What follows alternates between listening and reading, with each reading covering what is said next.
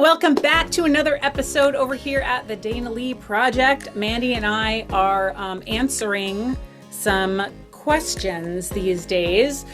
So I have no idea what she's going to ask me. I don't know other than the topic of generally women's health, well-being, food issues, relationships, in that kind of genre. So what you got for me, Mandy?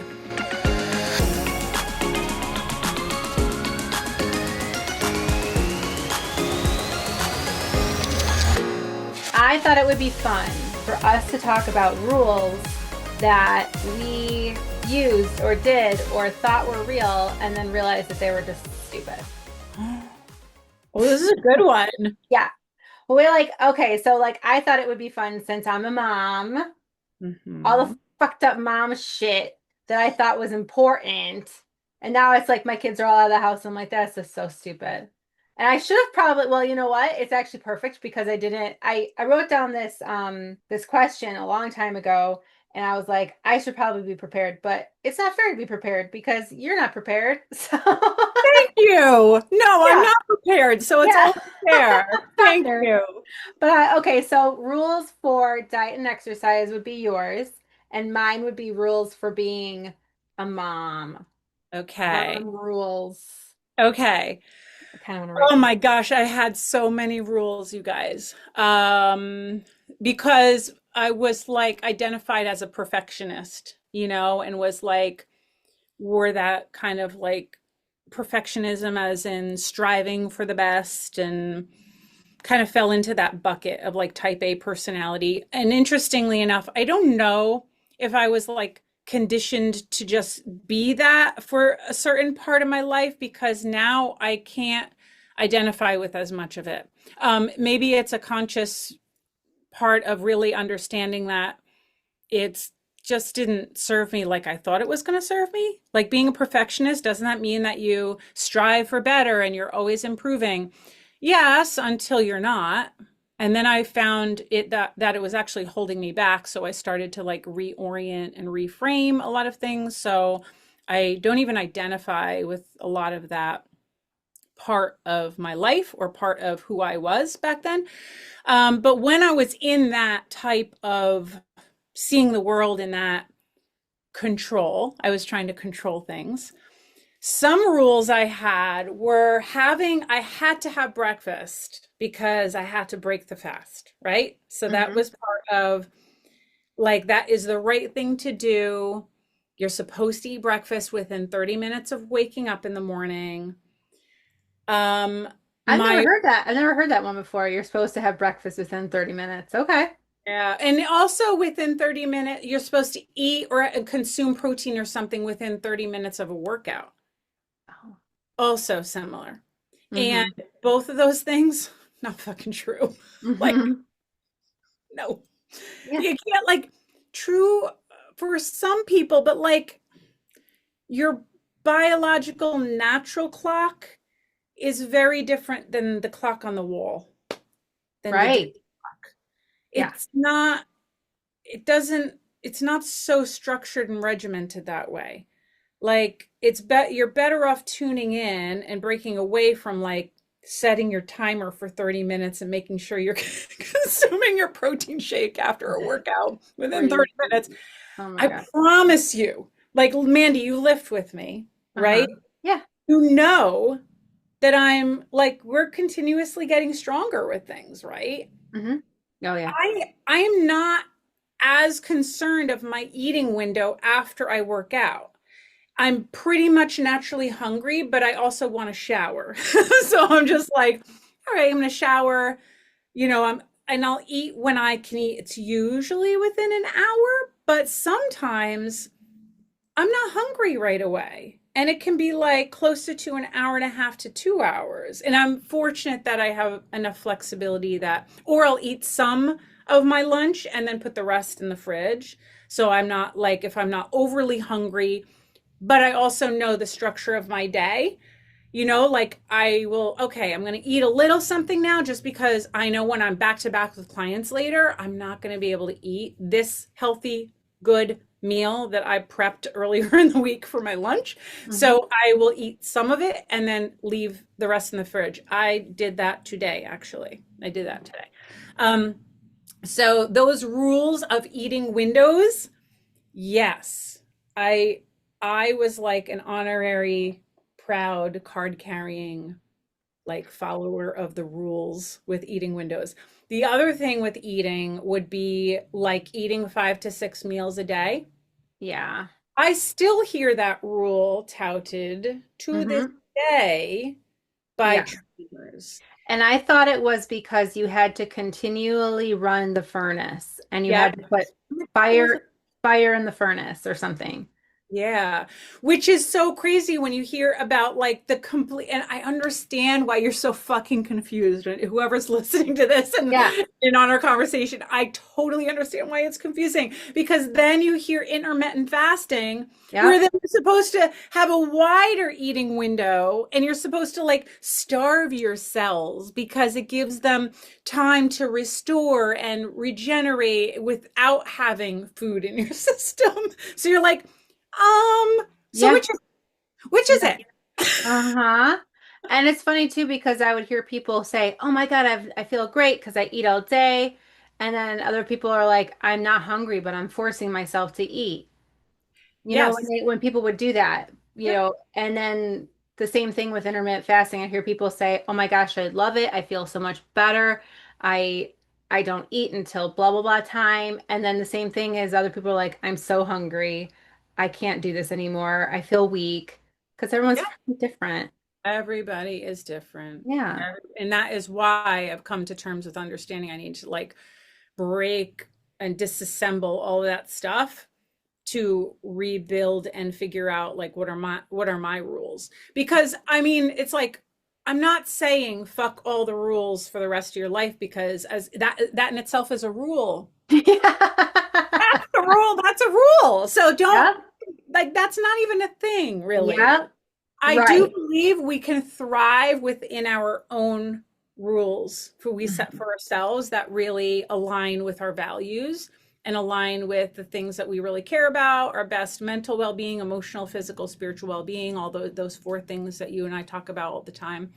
That, that has to be part of the new rule setting, and that also understand to be pliable with that, like they got to be able to move a little bit and shift a little bit because first of all we're women, hormonal, Hmm. seasons change, you go through different chapters in your life and different like as you're going through things like you're a mom, so going through your kids being in school, moving out of the house, going off to school, college, or going off to the military, and then moving out of the house and living on their own, like so you're actually like going through that with your children, so your season of your own life is also like your rules have to change because that like context shifts.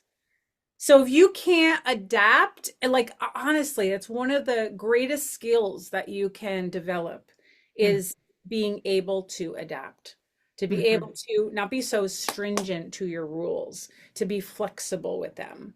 I learned from another trainer. She taught me this concept of structured flexibility.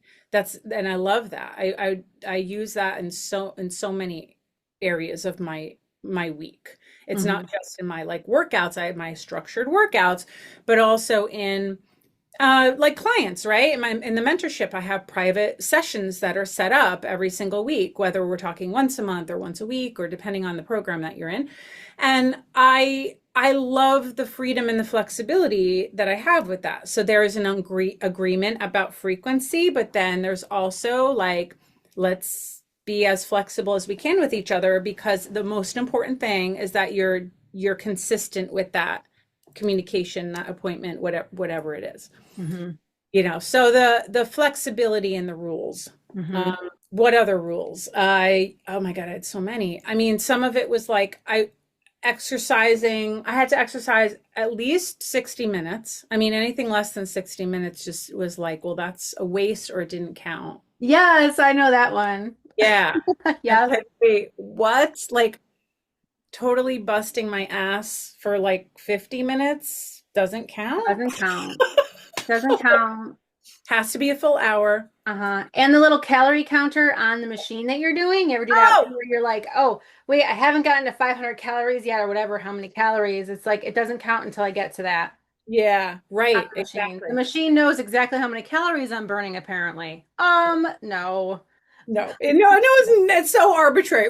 And you and I are going to have another talk about arbitrary. We're Uh-huh. at some point we're going to Uh-huh. talk about arbitrary numbers. We got to Uh-huh. add that one to our list. There's more of that. But yeah, working out a 60 minutes. Also, my rules about cardio and strength, like Hmm. having to get my cardio in and having to get my strength training in. And now I'm, 49 years old, and how I lift weights is my cardio. I mean, come on, we worked out today together. I was fucking winded. I I was like, couldn't oh get my up. God. Everybody was on the ground, and at the last workout, we were like sweating, winded, done. We're like, nope, I'm not getting up yet. You can talk all you want, Dana. I'm not moving. That's cardio. My heart was Yeah. pounding. I needed a minute. Yeah. So, like that grueling, I just don't know. I'm not as convinced now that separate cardio is all it's cracked up to be. I'm Hmm. not convinced, especially if you have a misalignment in your hips or your knees or your back.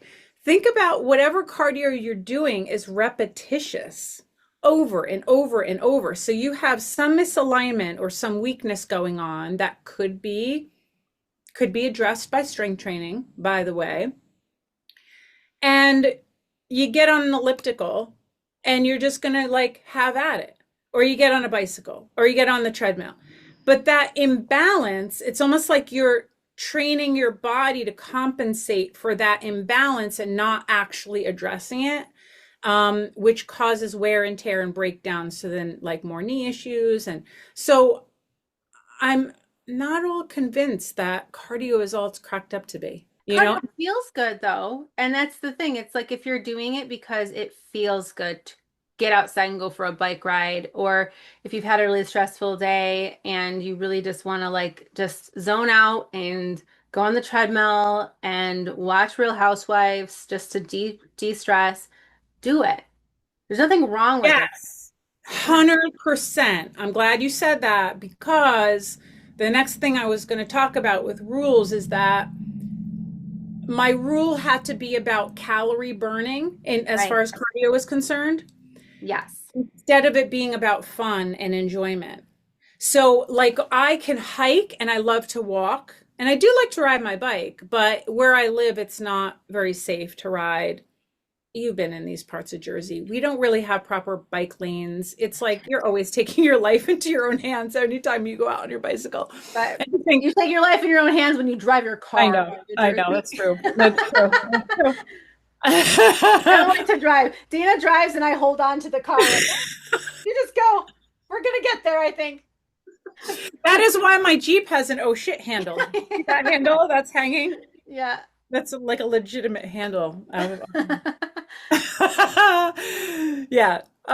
So the intention behind your cardio definitely matters. If you're doing it because it really feels good, like you really feel your best when if you're a runner and you love to run, then fucking run. I'm not, please don't misunderstand me. Like, this is more the point of our entire every conversation we have is about individuality. It is all about, it is not one size fits all. It is about you finding what you can really like lean into and really have fun with. And oh, by the way, it's good for your heart. Oh, by the way, it's good for your bones. Oh, by the way, it's like it has to come from like the happiness and the endorphins and the feeling good, and then everything else, like it's because your body hears everything your mind says. And if you're like doing the cardio and you dread it, how are you possibly going to get to a point that you're like really enjoying your body, or you like it's part of it is enjoying the process. And my rule back then, that was like that had nothing to do with it. I Yeah. did not include the fun. I did Yeah. not include the enjoyment. That was like almost like if, well, if you're having too much of a good time, I don't know if it's going to work. Oh my gosh. It means that you don't care enough and you're not getting into it enough and you're not busting your ass enough. Obviously, you're not doing it hard enough. It's not going to work if you're just having fun and talking and being able to Yeah. breathe. Yeah.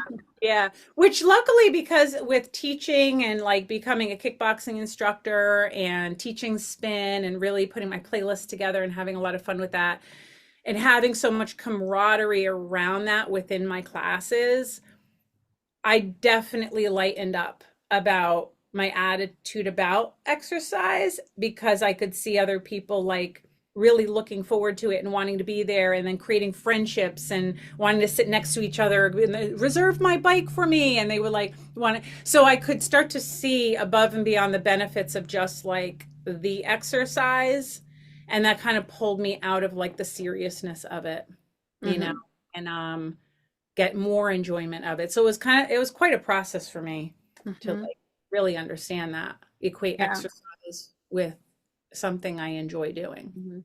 One of you the know. things that we start in the beginning of the mentorship is just kind of going like, what is it that I actually like enjoy? And Mhm. then because like you said, there's been so many years of I'm doing this because I have to go outside and I have to walk because in Weight Watchers it says that if I walk, I get 10 extra points if I walk a mile. So I'm going to walk 3 miles so that I get 30 extra points so that I can eat a pizza this weekend. And I mean, this is honest to God how it worked in Weight Watchers. And so I would go out there, I'd do it, and I mean, it worked. I lost the weight, but I never really was like going outside because I'm like, gosh, it's such a beautiful day, and I'd love to go out there and breathe a little. Never, never. So like when I first started working the program, I would be like, do I actually like walking? I have to like really walk and walk and say, am I liking this? Like, and it was just like really, it's so confusing when you're like, when you open your eyes to the fact that, like, no, the only reason why I'm supposed to walk is because I'm fat. And I'm walking because I'm fat and I'm beating myself up because I'm going to want a pizza this weekend. The only reason why I deserve pizza is if I beat the shit out of myself for 3 miles on Tuesday and Thursday. And then I'll allow myself, and of course I'm going to tell everybody when I'm eating the pizza, oh, because I'm afraid of the judgment. Of course I'm going to tell everybody when I'm eating the pizza, oh, you know what? I'm doing Weight Watchers and I walked 6 extra miles this week so that I could eat this pizza because 0 points because I instead of just living my fucking life and enjoying life and doing life. Yeah, and then but with that said, that too, like, do I really want a pizza? Do I really give a shit about having a slice of pizza on Saturday? Or is it because so it really takes a lot of time to really get to learn yourself and know yourself without the rules because my life was so dictated by those rules in not feeling like I deserved the space I was in because I looked a certain way. I was fat and Mhm. I didn't deserve to just go for a walk or just have a piece of pizza. Yeah, the earning thing, that is definitely like that was one of my rules also. Mhm.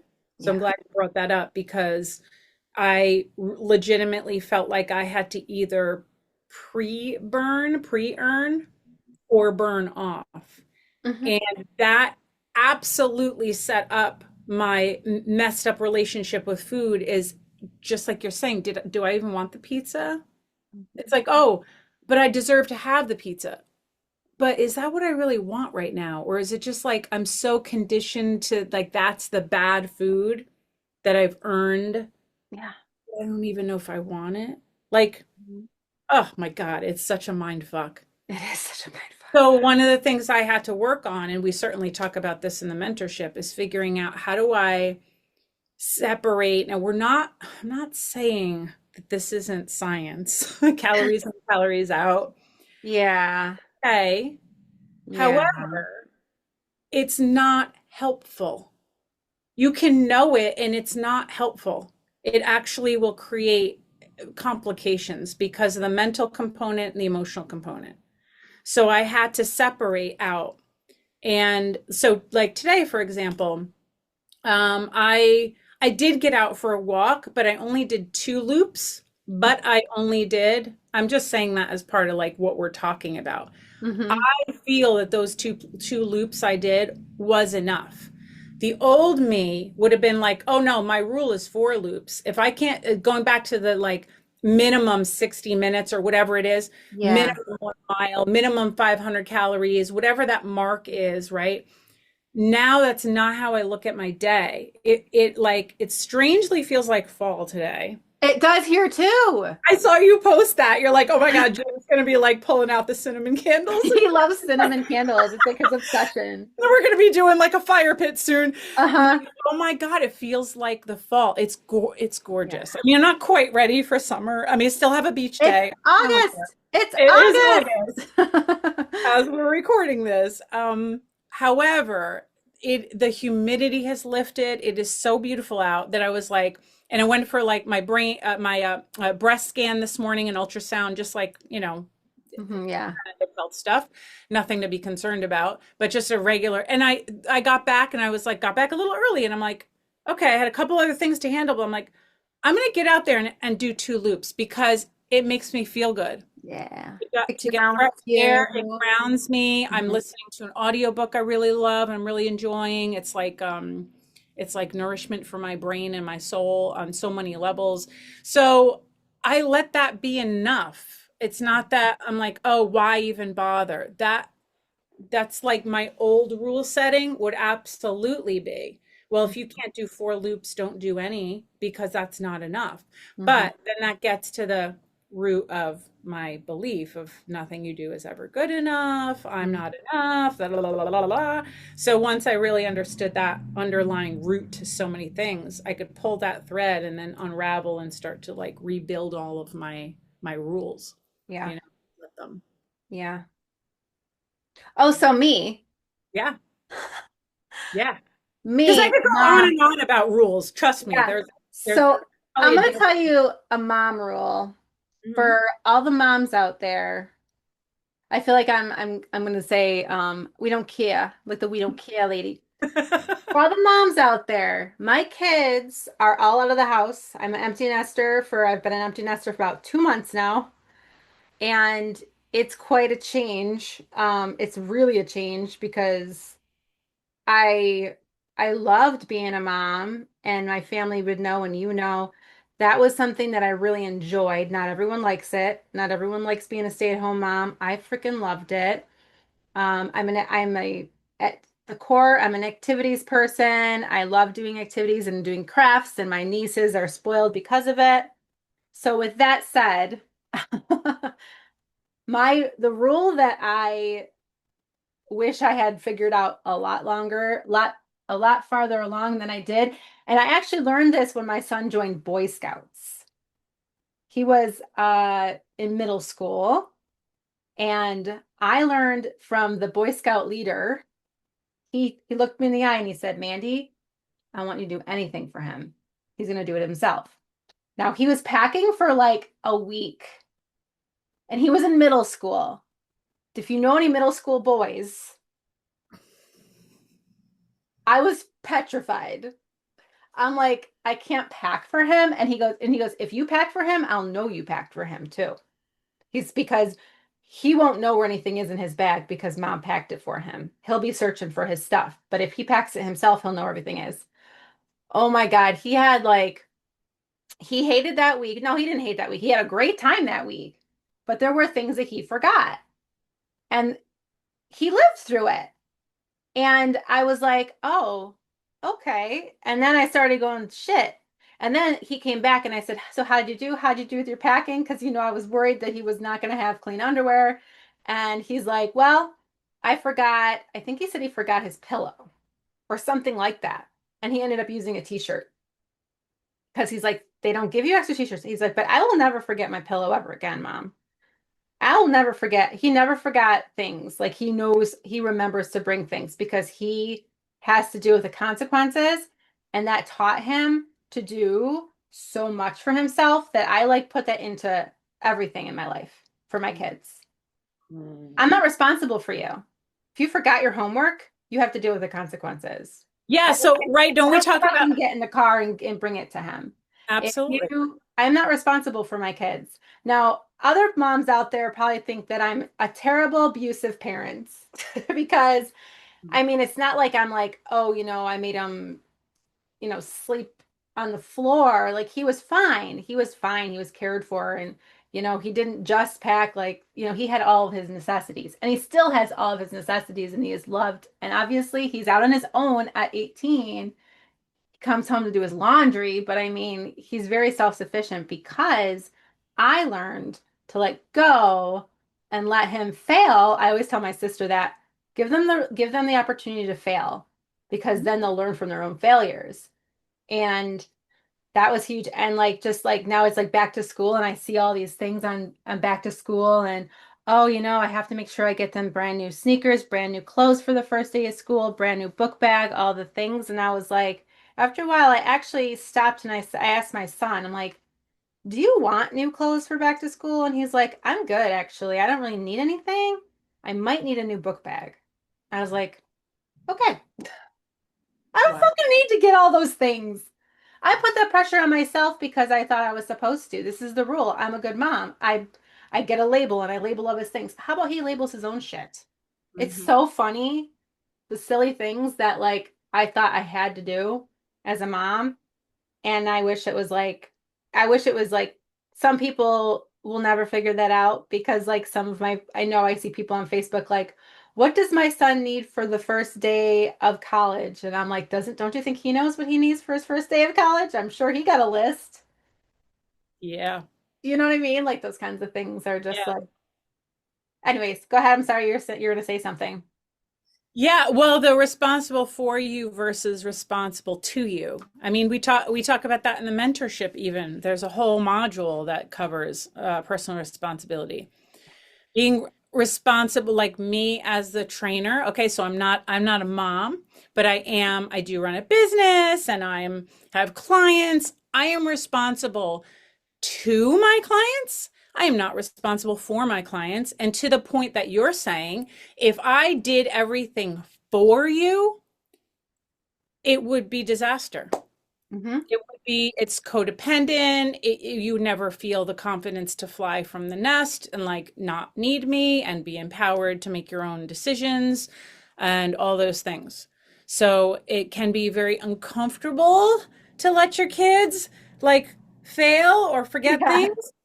But at the same time, it's equipping them to be able to understand like what they need their first job, what they're going to need to, yeah, even go away for their first weekend with their girlfriend or boyfriend or whatever. Yes.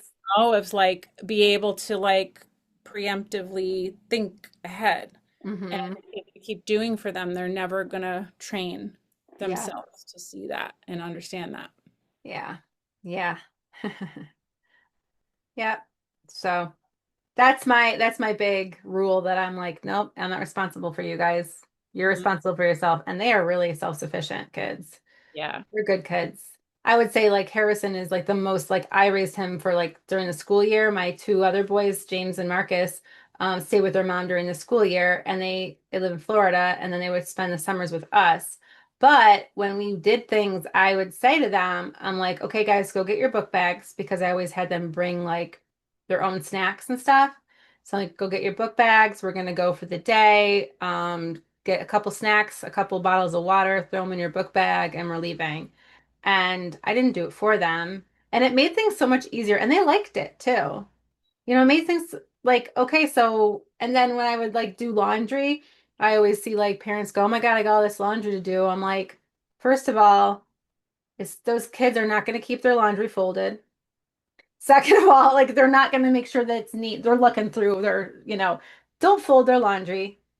I would take their laundry and I'd throw it in the middle of the room because it was washed and I'd throw it in the middle of the room. I go, okay, boys, get your clothes and put it away. And I'm like, if you Marcus would always fold his laundry, of course, because he's Marcus, because He's the control. He likes things to be neat and tidy always. And then the other two would just shove him in there. And I'm like, I don't care. You're a kid. You Doesn't wear matter. shit, it doesn't matter. It's clean. Yeah. Yeah, it's clean. They got it. They're good. We found out that James was colorblind though.